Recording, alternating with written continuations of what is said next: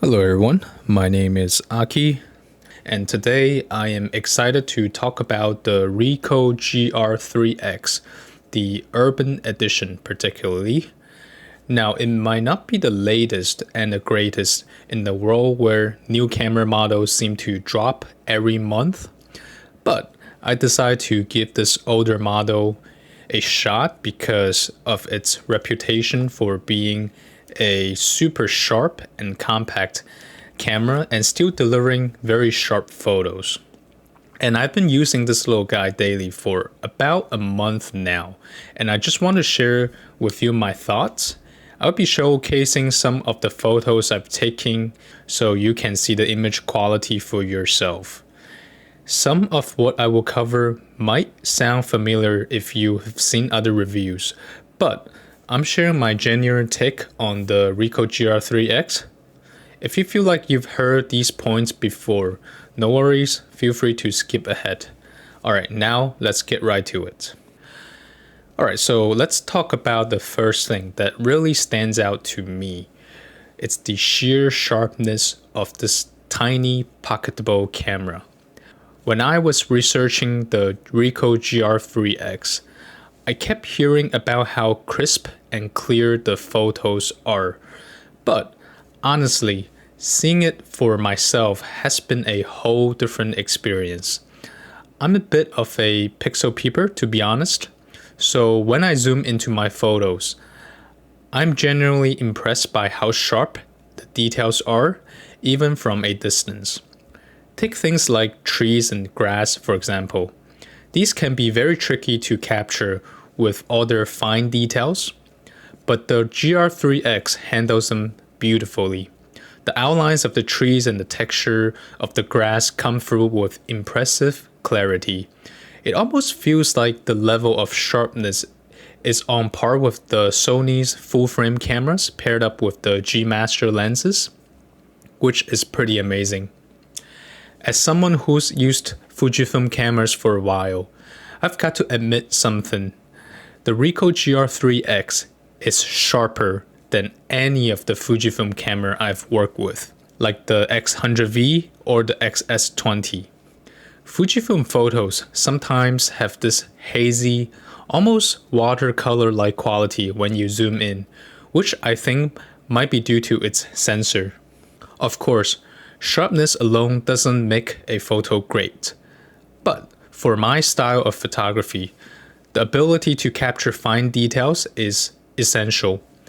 It's just a joy to see such sharp images coming from a camera that fits right in my pocket.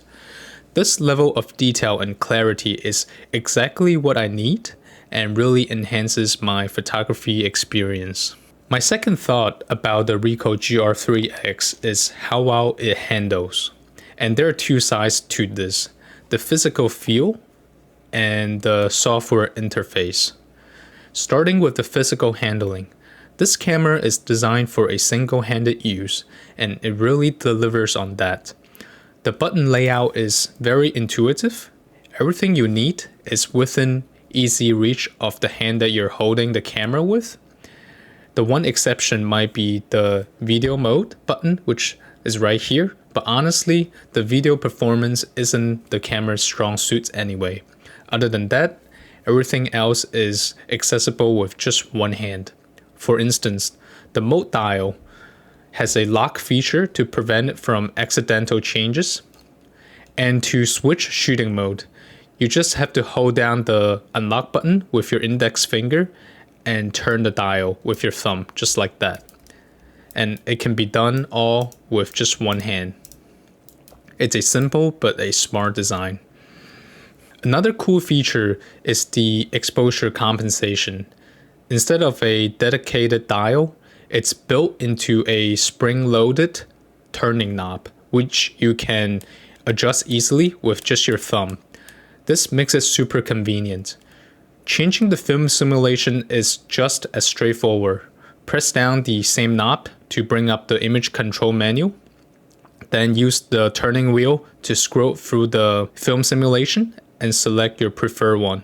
And I really enjoy using the film positive for its rich color. And the software side, everything in the Ricoh GR3X is pretty user-friendly. I didn't have to dig through manuals or tutorials to find basic settings like light metering mode or focus mode. They were very easy to locate right from the start. The snap focus setting was a bit of learning curve, but that's a topic for another day. Overall, the ease of use and the handling of the GR3X is fantastic, especially when compared to some older cameras from Sony and Fujifilm. It's all about making the photographer's life easier, and this camera definitely succeeds in that. Here's my third thoughts on the Ricoh GR3X, and it might sound a bit of cliche, but I'm generally believed this little camera can save you money in the long run. The GR3X is a point and shoot with fixed lens, so once you buy it, you're done. No need to fork out additional lenses. Right out of the box, it's ready to deliver sharp photos, often surpassing those taken with interchangeable lenses cameras like the Fujifilm.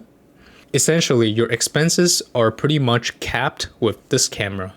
Sure, you might want to grab a few accessories like the protective pouch, but the camera itself is your main investment.